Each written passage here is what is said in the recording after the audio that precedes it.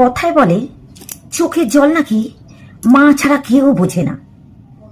আর নিঃস্বার্থ ভালোবাসা যদি পৃথিবীতে কোথাও থাকে তাহলে সেটা নাকি শুধু মায়ের কাছেই থাকে। এই কথাটা আমরা না ছোটবেলা থেকে শুনে না বড় হয়েছি, আমিও শুনেছি, বিশ্বাসও করেছি।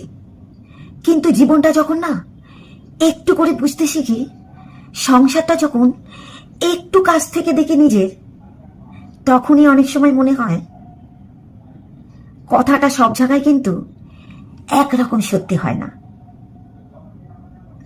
অনেক সময় দেখবেন ছেলে যদি নিজের সংসারে ভালো থাকে, বউয়ের সাথে শান্তিতে থাকে, সব ঠিকঠাক চলছে, তখনই কিন্তু সেই ছেলের খবর নেয়া না মানুষ খুব একটা কিন্তু থাকে না, ধরেই নেওয়া হয় ছেলেকে আমার থেকে ছিনিয়ে নিয়েছে। আরে ছিনিয়ে নেওয়ার জিনিস কি কোনো মানুষ হয় নাকি? তখন কিন্তু অপর দিক থেকে দেখবেন আমাকে ব্যবহার করেছে। একটা মা জন্ম দিয়ে সে যদি ছেলেকে বলে ব্যবহার করেছে, পরের বাড়ির মেয়ে, সে কি বলবে?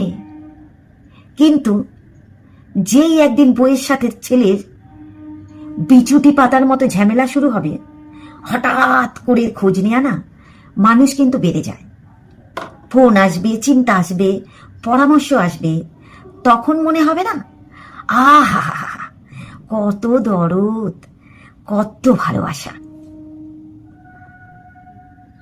কিন্তু আমার মাথায় শুধু একটাই প্রশ্ন ঘুরতে থাকে, ভালোবাসা কি এমনই হয়? ছেলে যখন নিজের সংসারে শান্তিতে আছে তখন তার খোঁজ নেওয়ার দরকার নেই, তখন ছেলেকে নাকি কেড়ে নিয়েছে। আর যখন সমস্যা শুরু হবে তখন হঠাৎ করে এতটা। আমার কাছে শুধু নিঃস্বার্থ ভালোবাসা মানেটা একটু আলাদা।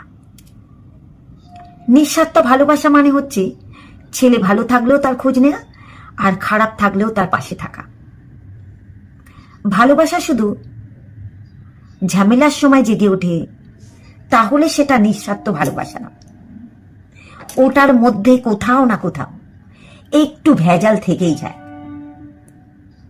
কারণ সত্যিকারের ভালোবাসা কখনো না পরিস্থিতি দেখে আসে না,